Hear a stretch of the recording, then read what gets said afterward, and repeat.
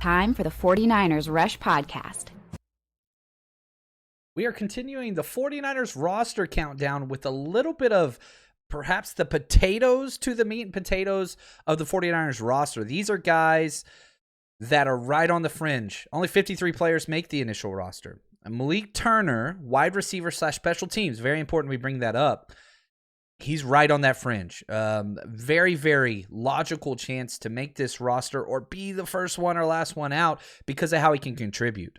If you look at the 49ers wide receiver room, there's 5 clear-cut guys. Now, usually the 49ers keep 6. And if I had to bet right now who that number 6 wide receiver would be, it'd be Malik Turner because of what he can do on special teams and the experience that he has. If you're looking long-term, there's a lot of other guys, undrafted free agents, back-end roster guys that I think would make it over Malik Turner. But the entire list that we are putting together, 90 all the way to 1, is comprised of who will impact the 49ers' current season, the 2022 season. And that's why I have Malik Turner at 64 ahead of a lot of those guys. So let's learn about him. His jersey number is number 17. Now, for 49ers fans, that's not a polite number. Bringing up some PTSD. I don't want to. That name shall not be mentioned. But Malik Turner's a bigger guy, 6'2", 202 pounds. He's 26 years old, and despite being only 26, this is his 5th NFL season. So he's got the experience. We'll detail that here in a little bit. Now, he is from Central Illinois. And I mean Central Illinois. Played at Sacred Heart Griffin High School in Springfield, Illinois, which is a Catholic Dominican school. The Cyclones, one of the coolest logos I've seen for a high school team. I love logos, man. So anyway, you want to look that up.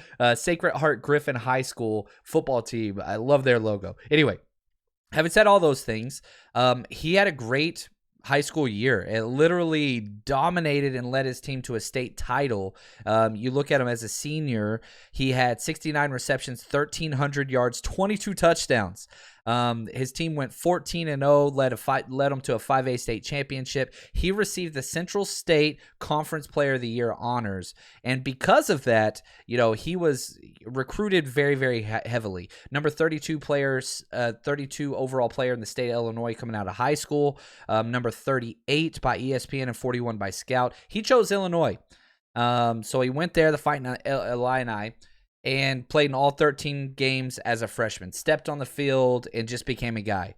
Academic all Big Ten almost every single year. National Honor Society, smart, and just he had a lot going for him until he got a nagging foot injury his senior year, which caused him to miss some time. Couldn't compete at the combine. It did have 17 reps on the bench press at 225. That's pretty dang strong. So he's a bigger dude, 6'2", over 200 pounds, and strong upper body. That's why this guy has done well. He didn't get drafted. He landed on the enemy. The Seattle Seahawks picked him up in 2018 as an undrafted free agent. Bounced around there for a little bit, had a couple starts whenever he was with Seattle. He played in 21 games in 2 years, mostly special teams, but he did get 3 starts at wide receiver. And in his time in Seattle, those 2 years, 2018, 2019, he had 17 receptions, 265 yards, and 1 touchdown. 1 touchdown. Can we get some 49ers? Anyway.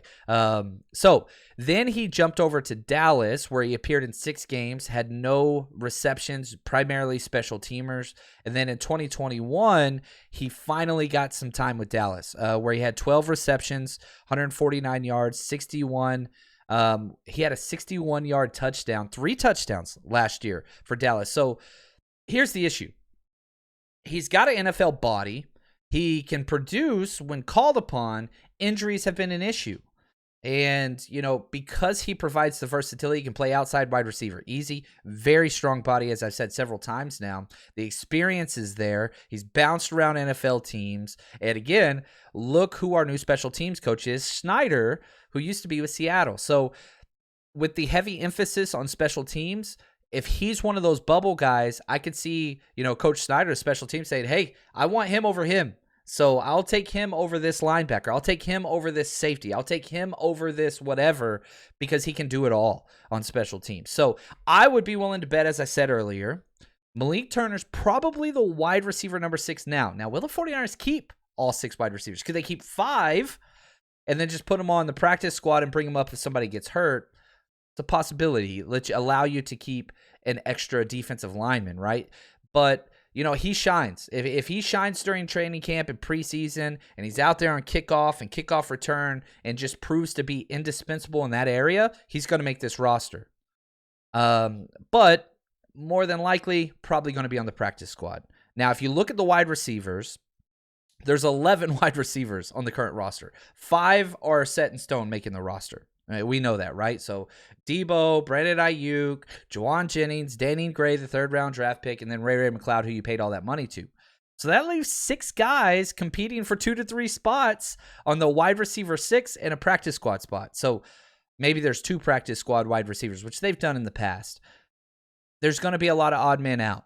And his special teams value kind of locks him in as a guy that's probably going to be safe, even though that's on the practice squad. So we'll have to see. I don't think that he could ever compete as a wide receiver, starting wide receiver for the 49ers. But let's just say you have 1 or 2 injuries to your top 5 guys. Man, you would not hesitate to put this guy out there on the field because of the experience. He has some good speed. He has the body. He has the hands. He could be a wide receiver 4 going into a game. And not ideal, but 49ers, he's not Travis Benjamin. I should have said that. Anyway, I really like this kid. He's fun. He's just very well-rounded. And again, nothing that's going to sell jerseys or tickets or make headlines, but it's these types of guys. As a former coach, I could tell you, that just help you sleep soundly at night because you can put him on everywhere and he's not going to cost you in a negative sense. So that's Malik Turner. Excited about that. Number 64, we're getting closer and closer to the 53-man cutoff. Want to say thank you to Anthony and Josh, the best in the business. They are killing it with all the research on this one. We're just going to keep counting them down.